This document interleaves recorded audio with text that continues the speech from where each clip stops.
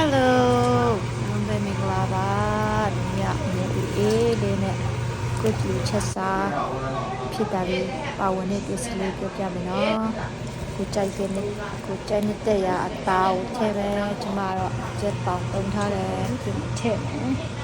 ကျိုးလို့နာ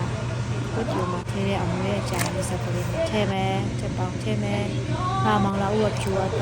လေးကိုကြိုက်ဒီကပါတုံးလေးလို့ထည့်ထားတယ်ခယူစီပေးငတယ်အကြီးပေးငတယ်အကြီးငပြားရေးကြား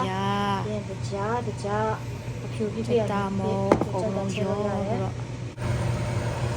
မြုပ်လေးတွေအကုန်လုံးကောက်ချဲလိုက်မယ်ဆေးလိုက်မယ်မြုပ်လေးဆေးလိုက်မယ်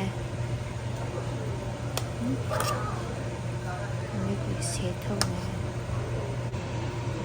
မြုပ်ထောင်းထားတဲ့ဂျင်းချက်တဖြူဇပ်ပလင်းဂျင်းချက်တဖြူဇပ်ပလင်းပပလေးတော့ဆောင်းထည့်တော့လို့ရှိရင်နာရီဆာဆက်ထားတဲ့ဟာလေးထည့်မယ်အကြီးအနောက်အကုန်လုံးထည့်မယ်ဒီကုကျူချက်နေကကုကျူချက်နေအများရှိတယ်မှာဒီတစ်ခုကလွယ်ကူဆုံးတဲ့အစားလို့ကောင်းတယ်ကျမရဲ့အတွက်လည်းကောင်းတယ်ချက်စားကြည့်ရအောင်ထားလို့ရတယ်ပြန်အဲ့တော့ငါဟာဝတ်တနာလောက်ချက်မယ်ခင်းရေပေါ့နော်ကုကျူဆွအဲ့ဒါပြီးလို့ရှိရင်ဒီမှာကုကျူနဲ့တွဲစားမယ်ခောက်ဆွဲချုပ်ရေနံခောက်ဆွဲချုပ်ကုကျူဆိုတော့တော့ပြန်ကောင်းတယ်အပြာရောင်ထုတ်လေးရှိတယ်ကျွန်တော်ဒီအမီဟာပူကောင်းတယ်ဟာကုကျူမှာချက်ဖို့ပြီးတော့ထဲမယ်ပြုတ်ပြီးတော့ဒီနေ့ဈေးသွားတာတော့ဟိုဟာမရလာခဲ့ဘူးကစွန်းရွက်မရလာဘူးဒီမောက်ပြုတ်ကစွန်းရွက်ကဈေးမှာရမလားဆိုတော့နန်းနန်းပြင်းချစ်တမိတ်ဒီပါဆေးပြီးတော့ပွာလီထားတယ်ကျန်နေအရန်လွယ်တာဒီကျန်ကုကျူနဲ့လိုက်ဖက်ဆောင်တော့အဲ့ဒီခန်းချင်းဒီ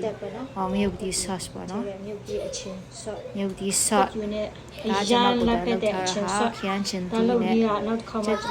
မြုပ်ဒီစိတ်နဲ့ချက်တင်ဖြူပါအဲ့ဒါလုပ်ပြမယ်နောက်တစ်ခါမှပြန်ပြပေးမယ်စီအရန်စားလို့ကောင်းတယ်